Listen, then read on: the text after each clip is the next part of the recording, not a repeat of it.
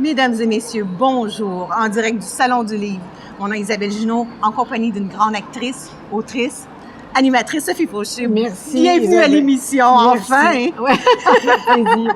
Les péripéties de tourner au Salon du Livre.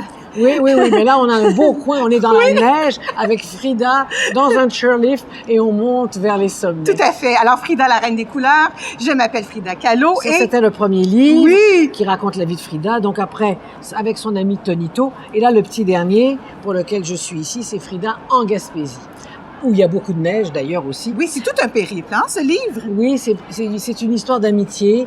Ça fait des années que je suis porte-parole pour les grandes traversées qu'organise Claudine Roy.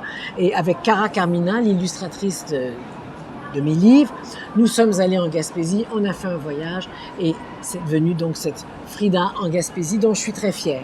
Et puis il y a une petite surprise, il y a une page que si on la met sous la lumière, ça brille dans le noir. Oh! Alors voilà. On est les content. étoiles, de la Gaspésie. Les aurores boréales. Voilà. Et puis, en ce moment, il y a plein de choses qui se passent dans votre vie. Vous allez camper la grande Maria Callas. Maria Callas qui va célébrer son centenaire le 2 décembre prochain. Wow. Ça, c'est un beau projet. C'est une pièce de théâtre que j'ai écrite avec Anne Bryan, une amie depuis le Conservatoire d'art dramatique. Ça s'appelle Une voix pour être aimée, Maria Callas. Oui.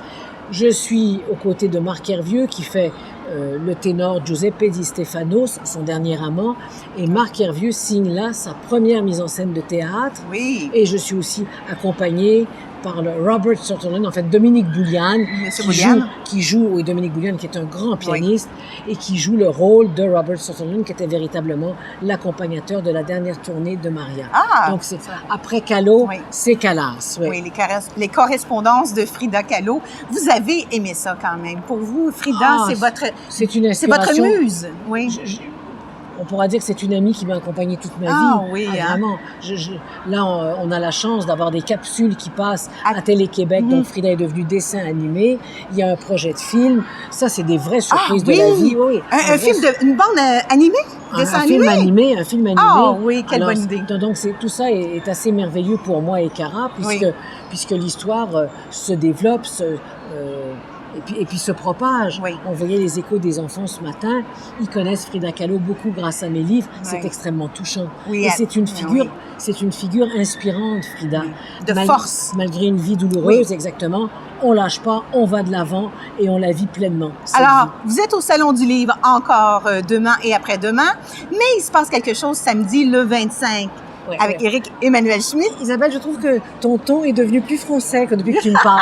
Alors oui, le 25, samedi matin à 11h45, j'ai le grand bonheur d'animer une rencontre avec l'auteur Éric Emmanuel Schmitt. Alors ça fait déjà 3 jours que je me plonge dans ses livres. Il a une Bungalow 21. Avez-vous lu son dernier roman? J'ai lu, qui met en scène Bungalow 21. Donc Marilyn Monroe, Simone Signoret, Yves Montand et Arthur Miller. Et ça joue en ce moment à Paris, au théâtre. Ah oui. C'est ça. Vous allez parler d'art et la puissance des mots. On va parler de son parcours à lui, mais c'est une machine. Depuis tant d'années, il sort des livres chaque année. Il est partout. Il a un festival de correspondance. Il a rencontré le pape. Enfin, j'ai des tas de questions à lui poser. Et avec Éric Emmanuel Schmitt, c'est pas compliqué. C'est un peu comme avec moi. 1 minute et il fait une question et il fait 45 minutes. Vous êtes tellement sympathique. Alors, de jouer Cristal dans Le cœur à ses raisons à Maria Callas. Oui, c'est tout un univers. En faisant le bonheur des petits, parce que ce livre vraiment s'adresse à tout âge.